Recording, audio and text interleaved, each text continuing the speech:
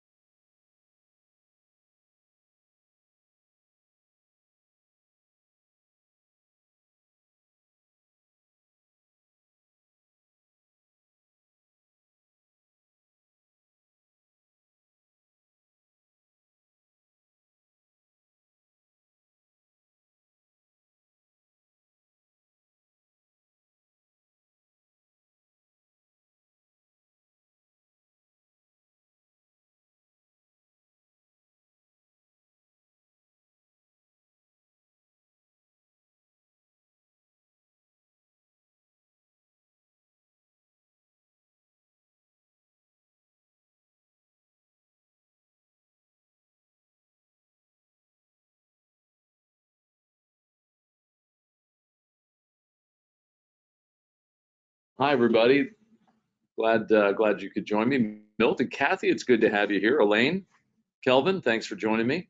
Anybody else who's just joined us, we're about to start our preparation process webinar, and grateful that we can get together and chat through how things have shifted in preparing your home to sell. Some of you are further along in preparing, some are just starting out, and as we chat through, I want you to stop with any questions that you have. Just type those into the GoToWebinar control panel under questions. If you got a question about, hey, should we be doing this or should we be doing that, feel free to ask away. All right? Great. Well, we're going to get started in about 20 seconds.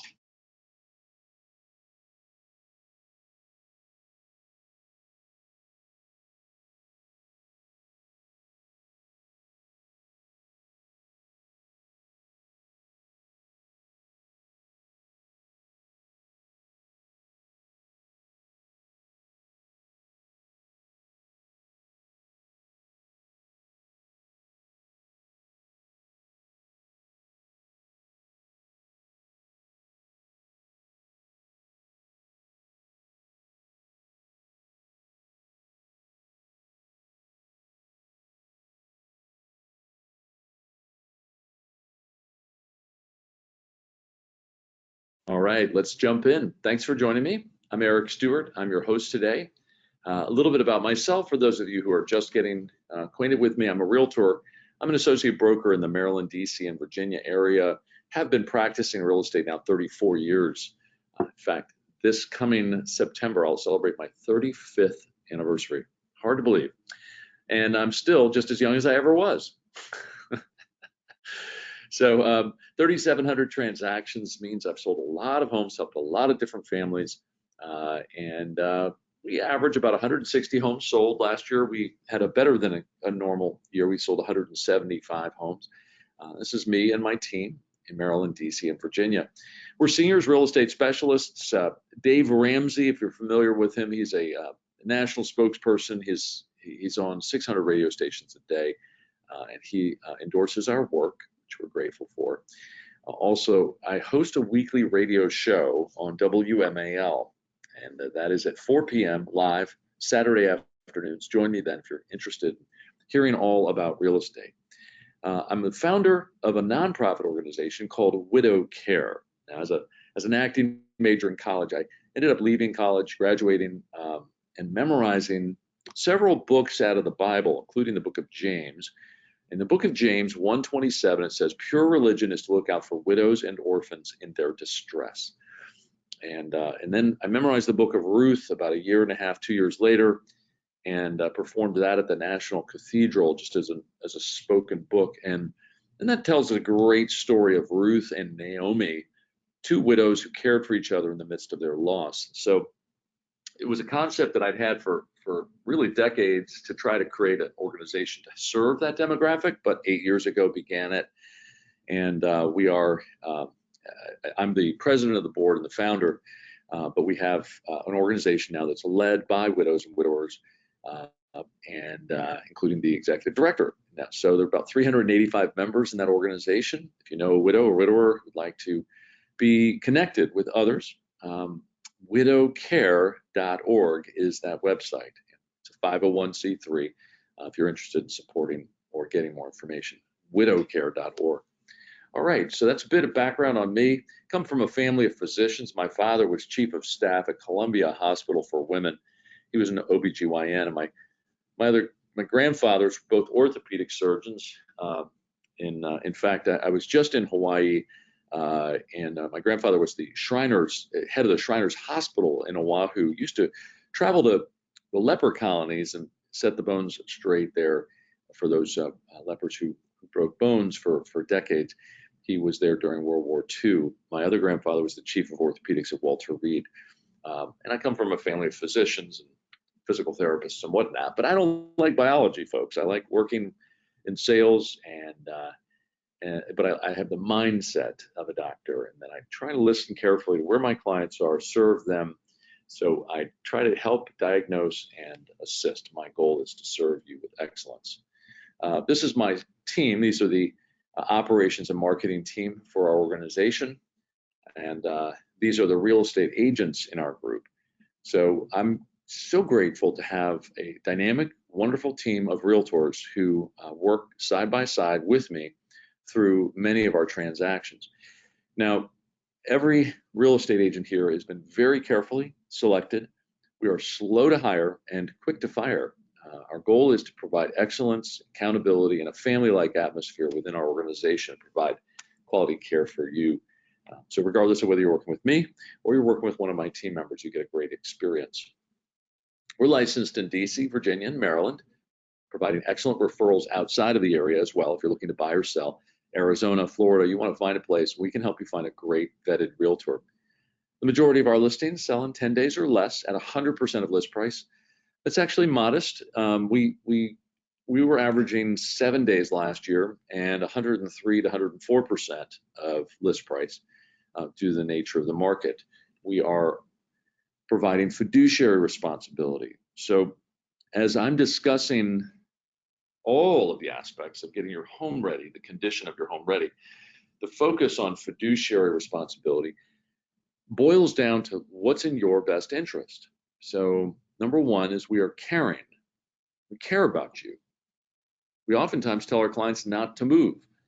I've got one seller, and he and his wife have met with me. I mean, I'm not kidding. It's been probably 5 or 6 times, and have listed their home twice already without it ever going on the market, because they keep coming back to, I'm not ready yet. I'm not ready yet, right?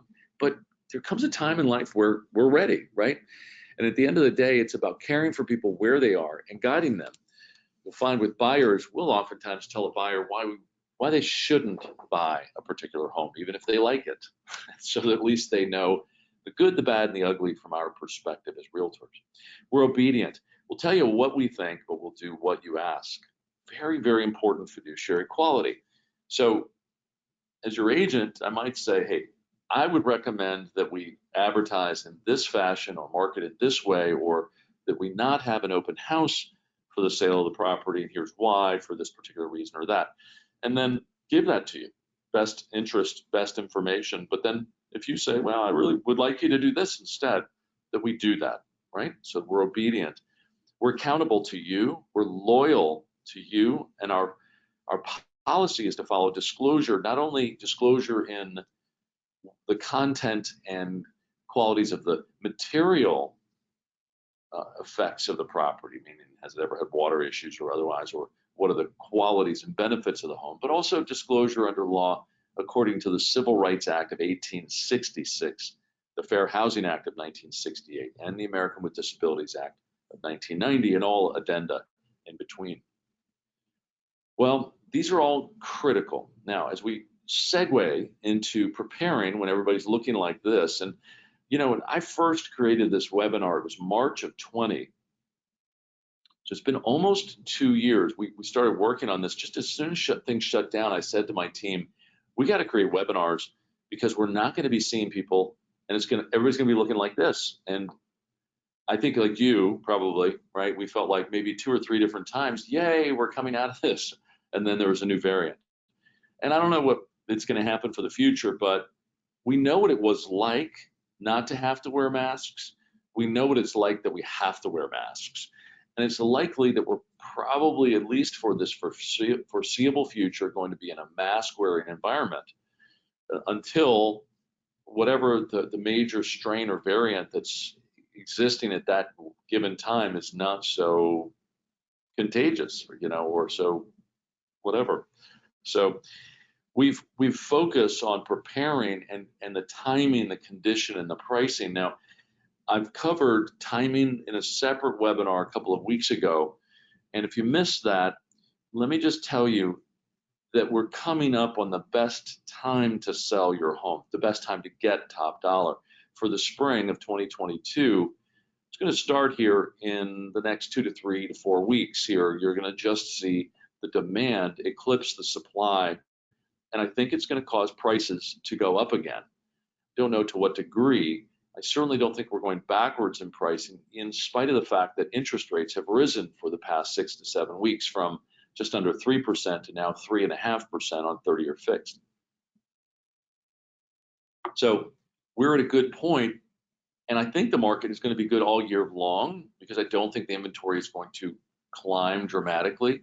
We may see, if rates continue to fly upwards to 4, 4.5, or even 5%, we may see a greater supply on the market and less demand at that point in time. But for the spring, I think we're in good shape.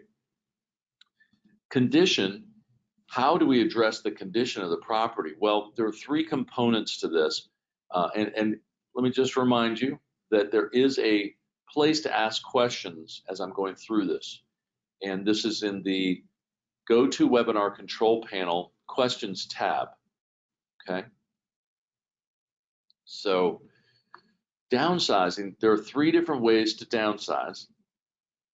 Who can help you through that process?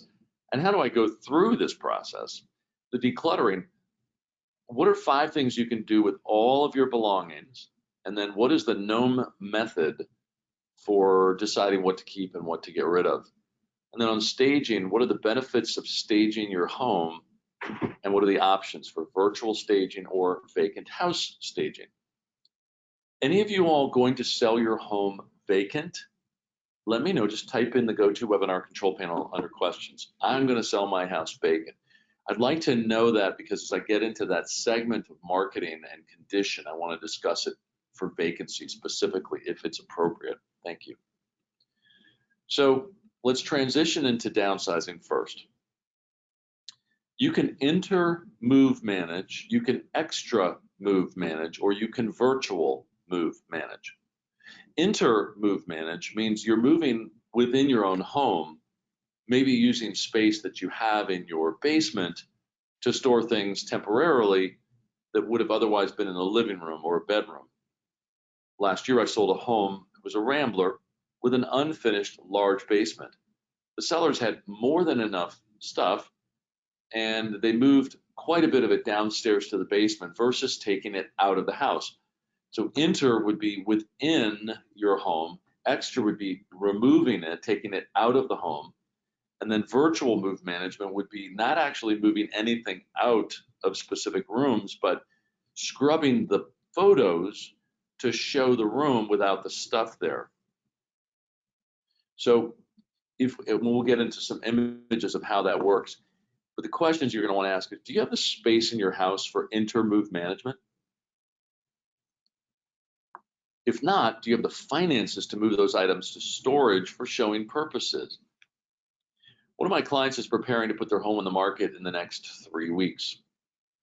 And they have a lot of stuff, and they're moving to New York, and they need to get the stuff out. And we discussed them having a storage unit. And I said, well, you may want to consider a pod, which is essentially a storage box that's delivered into the driveway of your home. I said the reason that a pod may be advantageous is that you can move into the pod the things that you need to get out and that you want to take with you to New York. When it's full, before we sell the property, the pod is then moved from here up to New York. You then simply unpack it one more time from the driveway of the home that you're buying there. This way you don't move it all to a storage unit, then have to unpack the storage unit into a vehicle, drive that up, and then unpack it again. There's a little bit extra cost to do it this way, but it takes a lot less labor, okay? And lastly, do you have the time or emotional energy to move items out? Your home may be in excellent condition. It may show very well with what you have in it right now. Or you may have more than enough stuff to the point where you think, God, there's just nothing I can do. I'm exhausted even with just thinking about getting it out is tiring me, okay? We can figure this out together, okay? Your sale will happen regardless of whether you have stuff or don't have stuff, whether you move it within your home or get it out of your house.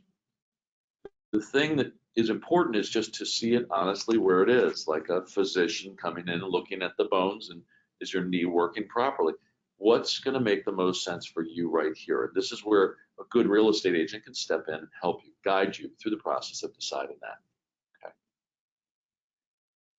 I created a concept 12, 13 years ago now that there are really just 5 things you can do with anything you own. And so I thought, well, why not just create a zone? I'll call it the loading zone. The LZ is my nickname for it, which is just an area where maybe those 5 things you have can go into one space.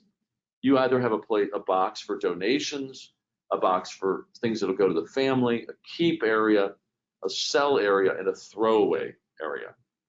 Now notice that the throwaway and the donation portion are closest to the door. It's on purpose because we oftentimes have more than enough stuff for throwing away and donating. I remember a couple who had hired me to sell their home, and when I went over, they had so much stuff that they needed to purge. They had 8 months of time to prepare the property to sell. So they went through each of the rooms in their home, and they had so much to throw away that they ultimately decided they didn't need a loading zone to have 5 different things. They really needed a loading zone for just 3 things, just the family, the keep area, or the sale area.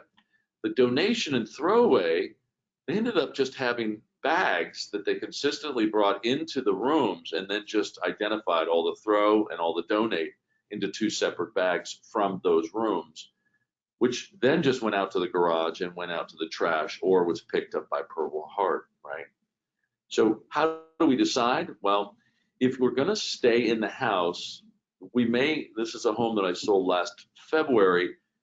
This shows you how the owner moved boxes into the center of a storage room to give the feeling that the room was still open and full, but they were using this space for storing what they were going to move versus moving it out first. Good. Extra move management would be taking the things out, junk hauling, local trash pickup. Most of our area has trash pickup every week or twice a week, depending upon where you're located. There might be off-site estate sales, donation locations, professional move managers. If you're going to move to a retirement community or are thinking of downsizing significantly, having a move manager help you could be worth the cost invested. How so? The move manager will evaluate the apartment or villa that you're moving to, help you decide what would actually fit there, so then you know what you can take and what you can't take, because either it's going to fit or it's not, but you don't want to move in and just clutter your space up with too much stuff.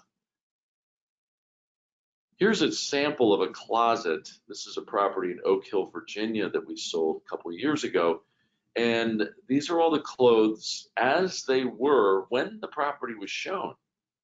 We took this image, but rather than showing this image, I mean, this is a huge closet, right? I mean, it's a closet that's almost as big as a bedroom. We showed it empty to show the space of it. But then when the buyer came, they saw the closet as it is on the left, but it's what they saw online that attracted them. Now remember, there's no deception in doing that, because you're not selling the clothes, you're selling the space. And it's going to be empty when it's turned over anyways. Here's a sample of a family room on the left that had all this furniture in it. And that furniture is exactly how it would look when you walked into the house when we were selling it. We scrubbed the furniture out of this image and then added this virtual furniture in because it shows the room off. The room's a beautiful, big, bright, open space, high ceilings, and you just want to go into the space on the right, the after picture, and just sit, have a cup of coffee, read a good book. The picture on the left, it's just got this big open space. It feels like a leftover furniture store. So there's options here for virtual move management. We would then shoot pictures we would take the virtual pictures with the virtual staging, blow those up and put those on easels to show in your vacant space what the room looked like online. Does anybody have any questions so far? Kelvin, Elaine, Milt, Kathy, others?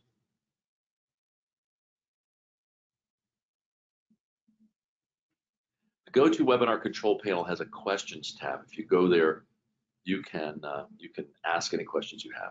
Great. Thank you, Kelvin.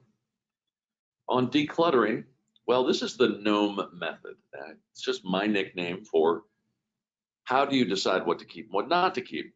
There's really just 3 questions to ask to help you determine whether you should keep something or not, or at least to know whether it's time to really think about letting something go and maybe just trying to convert, keep the memory. I'll explain.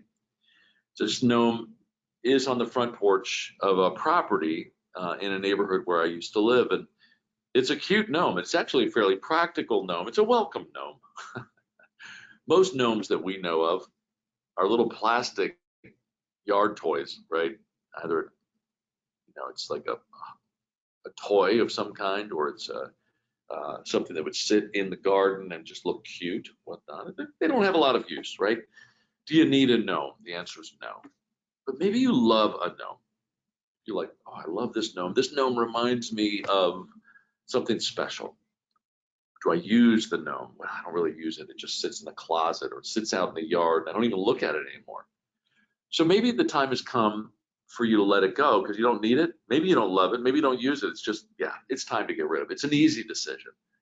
When we throw love into the conversation, it becomes a little bit harder of a decision, right? Love is that cloudy quality that causes us to keep things. And sometimes it's not that we love it as much as we feel things about something that we haven't processed.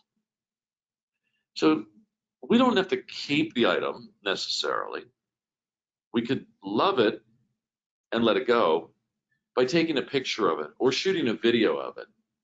Shooting a video of an item gives the item life going down the road. It could be something that you have a picture of something that's important to your family. I have a book that was printed in 1757.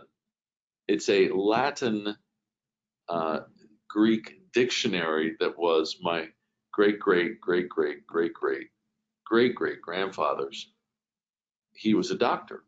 And I happened to be the recipient of this from my father 10, 15 years ago.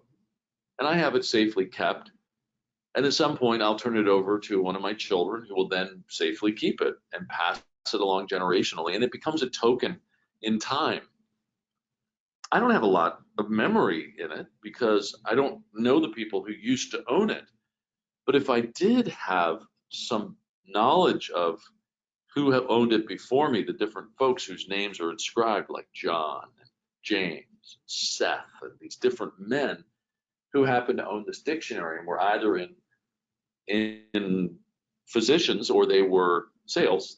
One owned a general store in downtown Pittsburgh, Pennsylvania, and knew Andrew Carnegie and Paul Mellon.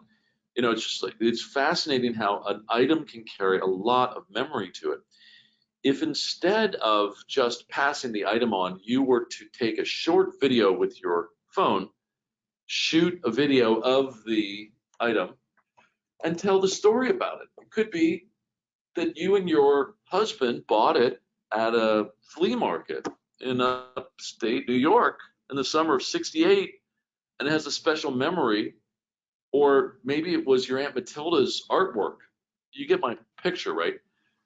Do you need it? Do you love it? Do you use it? If you love it, but you're ready to let it go, think of passing the baton generationally and creating for yourself a memory of the item by shooting it so that you can look back at that item, but not necessarily have the item any longer, and have something for the next generation to keep, to remember how it was transferred from you to them. And maybe you have some stories from what you remember hearing from when you got it. So that's the Gnome Method. Remember, there are 5 things. You can take it with you, give it to family, sell it, donate it, or throw it away.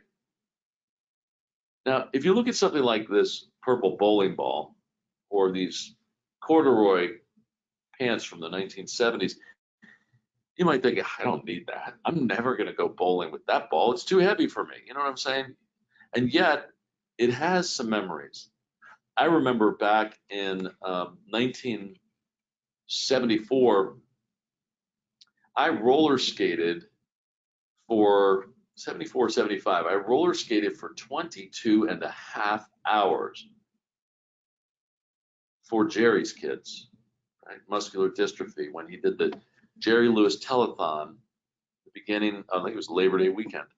And I remember doing that, and you know, if I didn't have my own skates, I just rented skates, and I remember raising money for Jerry's kids by doing that. Now, if I owned skates, but I no longer could fit in those skates, my kids don't want those skates. So why not tell the story?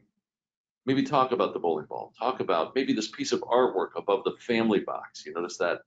Maybe that was painted by a relative. Maybe you received it 3 decades ago from your mother. It's been in your safekeeping. You remember a few things about it. Well, record those things that you remember. Good. Any other questions so far? Feel free to ask in the GoToWebinar control panel under questions. Now, the conversion, here's another thought. We helped a lady sell her home. She had 100 antique perfume bottles, and the time had come to let the perfume bottles go, but she didn't want to forget.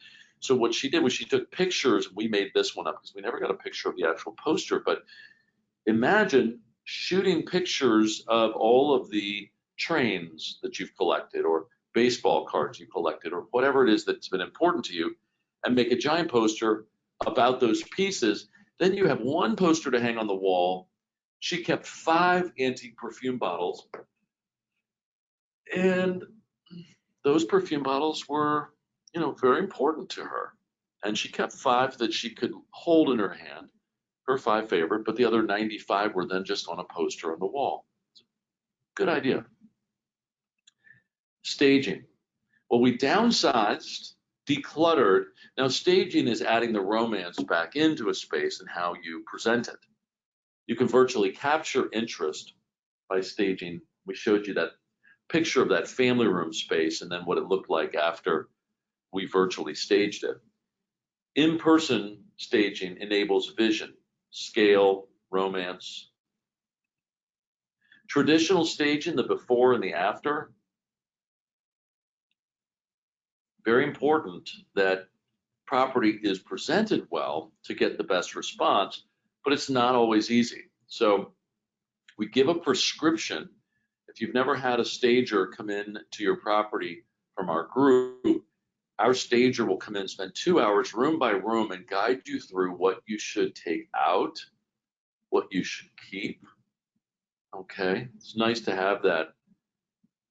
Here's exterior virtual staging. We took the picture on the left, and then the home did back up to the west, but we had a hard time getting a good sunset shot, but we wanted one. So we used virtual capabilities to create this sunset image of this single family home.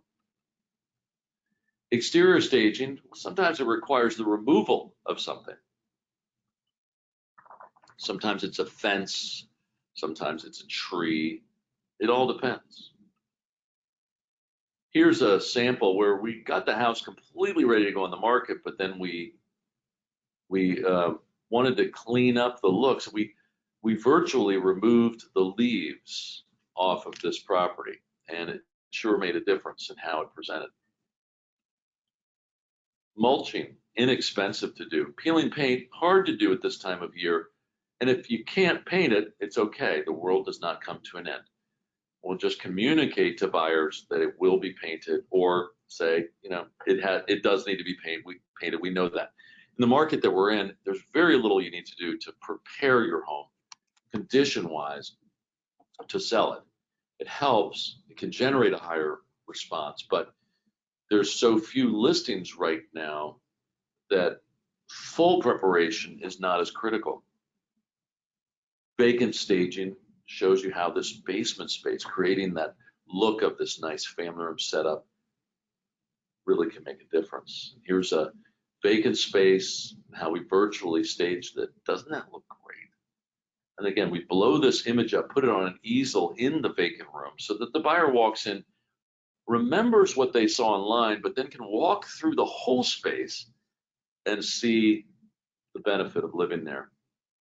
This is that same image that I showed you before. Before you know it, your house is going to be ready to go on the market. Now, I've created a guide here called the Market Ready Guide, which you may have already received. In here, there's some good content on how to get ready to sell. This Market Ready Guide, and then its sister publications called the Right Sizing Guide, talks about how to get through the stuff you own to get rid of it. You can get a free competitive market analysis today by requesting that information by toll-free number or by email, or go to our website at ericstewartgroup.com. We'll be happy to set up an appointment to meet with you. And if you haven't gotten enough of me, I have another webinar coming up soon. And this webinar will be on pricing your home. How do we approach the pricing aspect? One of my favorite quotes is Warren Buffett's quote, which is, price is what you pay, the value is what you get, right? Whether it's in a good real estate agent, you pay for an agent, are you actually getting the value that you're paying for? What's the best way to ensure yourself getting the best value in a realtor? What's the best way of getting the best value in a house? It should be very clear to an agent how they've come up with the price for your home so they can sell the value of the home, present that value to prospects, and capture that price or more.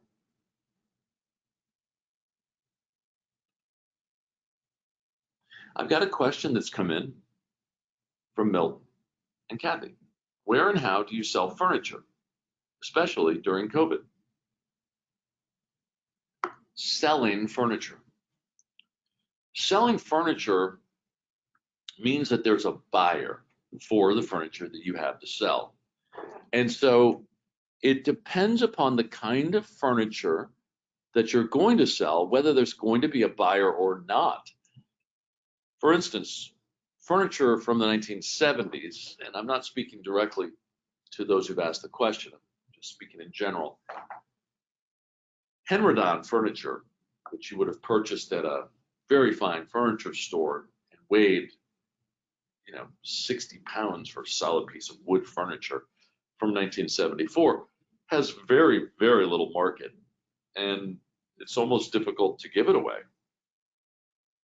But your mid-century modern furniture, things that were built and sold in the 1950s, maybe antique, that kind of thing, very, very popular, and you can oftentimes sell that for more than what you paid for it when you bought it.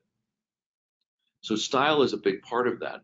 Now, selling it, I recommend if you have furniture you'd like to sell, is to take a picture of the furniture and then send it to a consignment store near where you live that sells furniture, if there is one. If you have enough stuff to do an estate sale, then the furniture can be sold out of your home. The best way to approach that is to move first, then have the estate sale, and then have the home cleaned and transferred to the new buyers, if that's possible. But if it's just furniture, if you know that it has value and it can sell, there's something called Facebook Marketplace, which is a service through Facebook where you can put a picture of an item out, tell folks how much you want, and you might have people that live in your area that are on Facebook Marketplace who say, hey, I'm interested in that, I'd like to come see it, or I'd like to buy it. Okay, get more information by doing that. If it comes to giving it away, well, there are lots of resources for that. Milton Cathy, there's a new Goodwill store that opened up on Rockville Pike that is accepting furnishings and bric-a-brac and other things like that. It's just a question of getting it delivered there.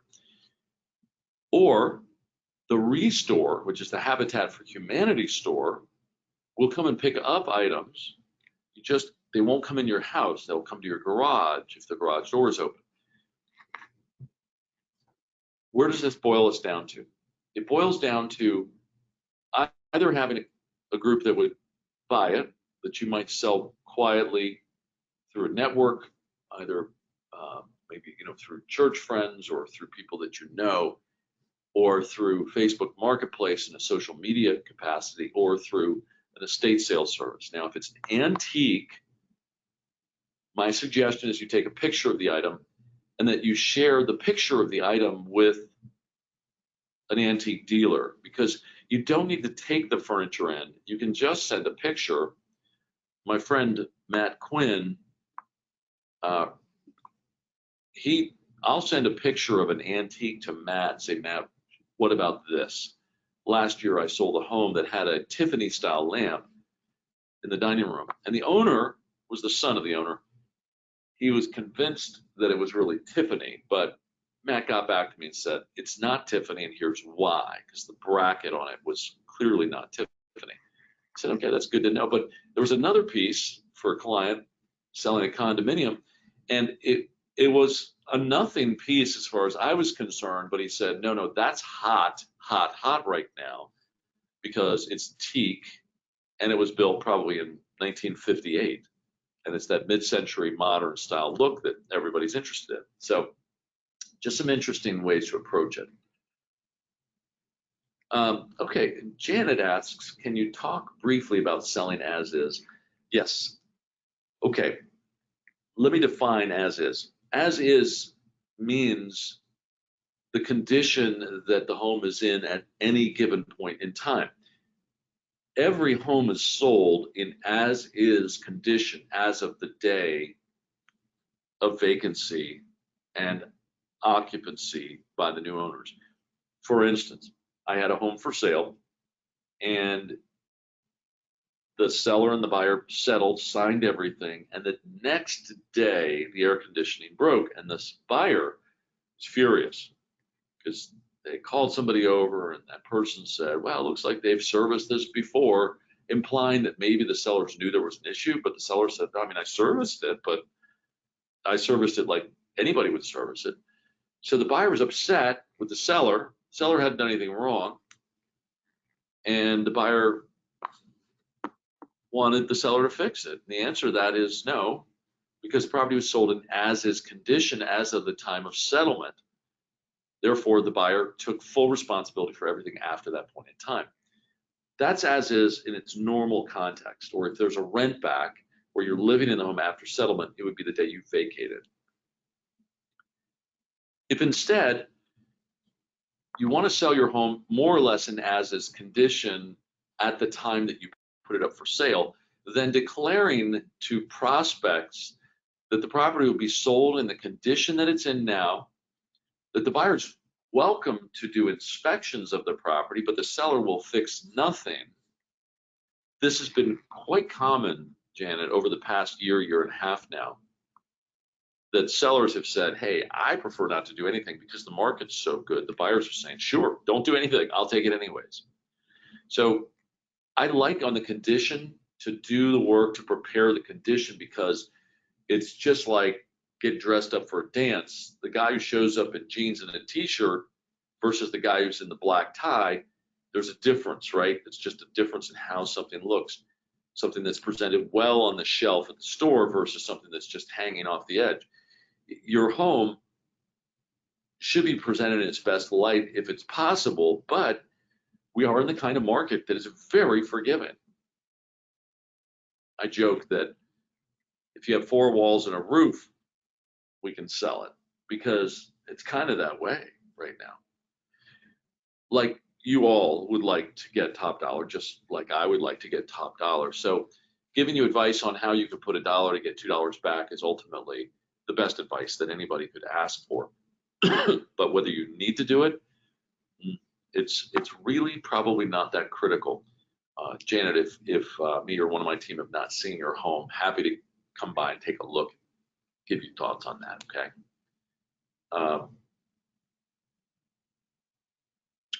Great. Thank you, Kelvin. Appreciate your comment.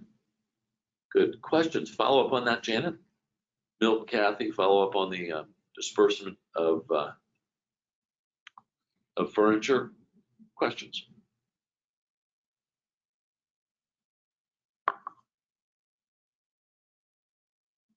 Okay, great. Good, Janet.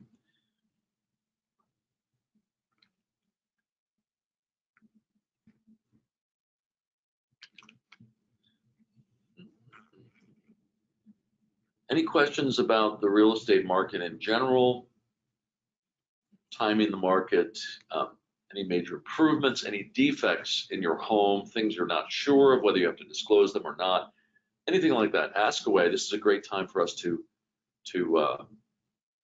chat and share those kinds of things. You're welcome.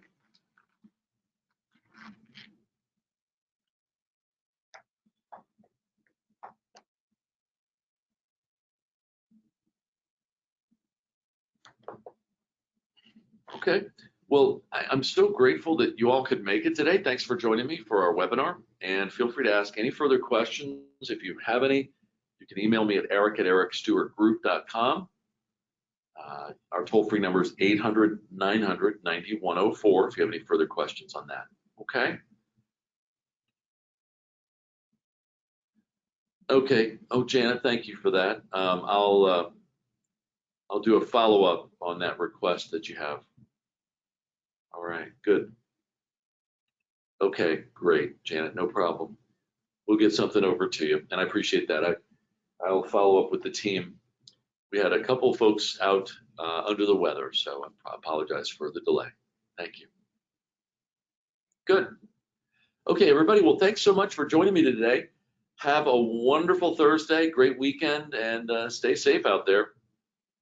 God bless you.